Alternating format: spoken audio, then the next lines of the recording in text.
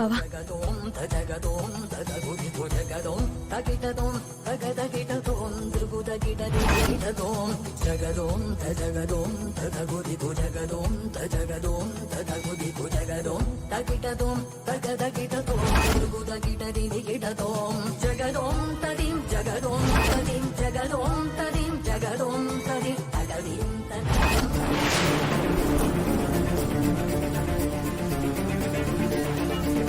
బావా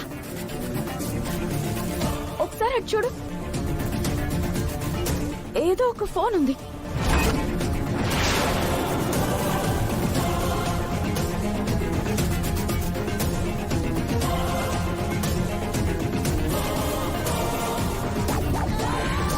ఇందులో మనకి ఖచ్చితంగా ఆ దుష్ట శక్తికి సంబంధించిన వీడియో దొరుకుతుంది.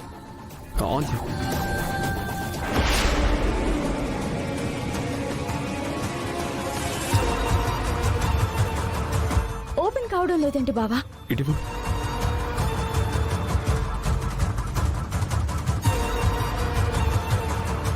వైరస్ అటాక్ అయినట్టుంది.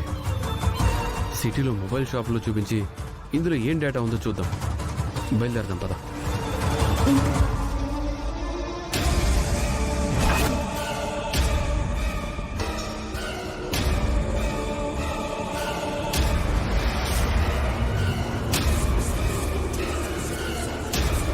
నీ కూతుర్ని తీసుకుని తొందరగా ఈ పల్లెటూరుకి రా అవని. అవని, అక్షయ్ని తీసుకొస్తానని ఊరి వారికి మాటిచ్చాం. ప్రస్తుత పరిస్థితులు చూస్తుంటే అక్షయ్ని అక్కడికి తీసుకుని వెళ్లడం వల్ల ఇబ్బంది పడతామేమోనని అనిపిస్తుంది. ఆ విషయం గురించి బాగా ఆలోచిస్తున్నాను బావా. ప్రమాదం ఉండదనైతే గ్యారంటీగా చెప్పలేను గాని పరిష్కారం అయితే మన అక్షయే. ఊరిలో ఎంక్వైరీ చేసిన తర్వాత మరేదైనా పరిష్కారం దొరుకుతుందేమో, అక్షయ్ని అడ్డం పెట్టుకోవాల్సిన అవసరం ఉండదేమోనని అనుకున్నాను. అలాంటి పరిస్థితి కనిపించటం లేదు.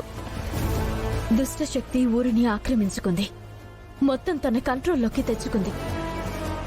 మనం అక్షయ్ని తీసుకుని వెళ్లడం ఆలస్యం చేస్తున్న కొద్దీ ఊరి జనాలని ఇంకా పట్టి పీడిస్తూ ఉంటుంది.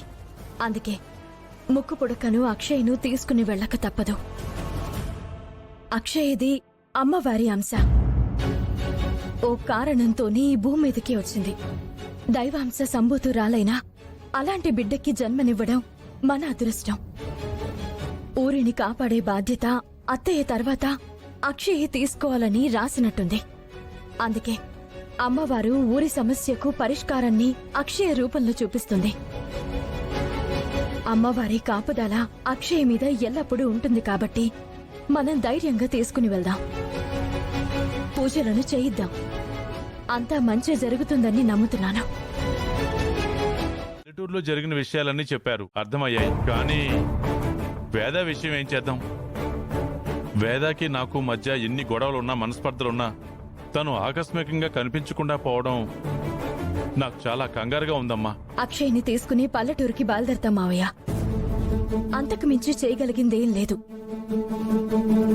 అక్షయ్ని రిస్క్ లో పెట్టకూడదని అనుకున్నాం కదమ్మా.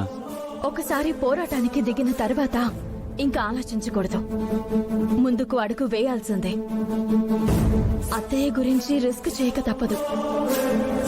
ఇదంతా నీ కూతురు అక్షయ్ వల్లే వచ్చింది. నా కూతురేం చేసింది?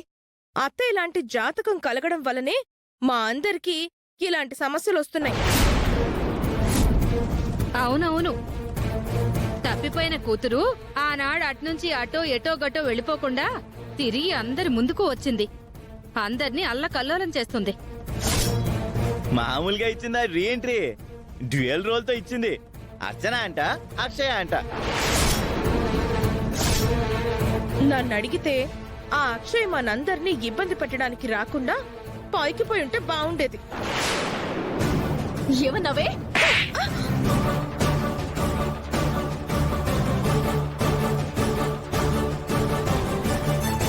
ఏదో మాట వరకు అనింది, అంతమాత్రానికి చేసుకుంటావా?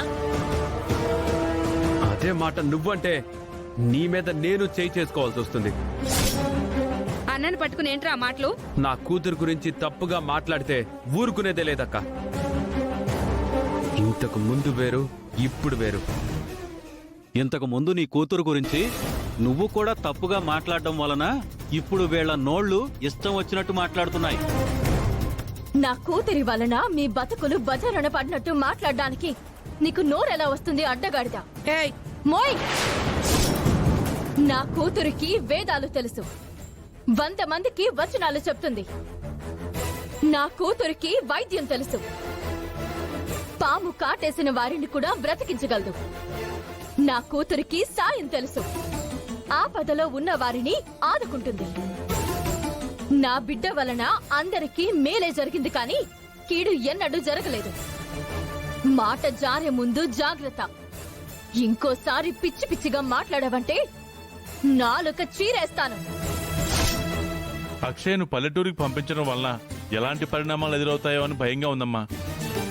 అవునమ్మా, మనం ఇంతమంది ఉండి చిన్నపిల్లను అలా తీసుకువెళ్లడం మనసు అంగీకరించడం లేదు.